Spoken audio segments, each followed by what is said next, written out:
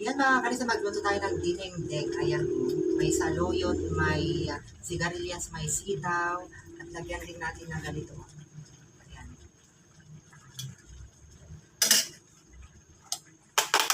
Ito ay sangkap na pang dinengdeng talaga. Ayan dyan. Ilalagay natin na ganyan. Bango. Siyempre, lagay na natin ng magic sarap.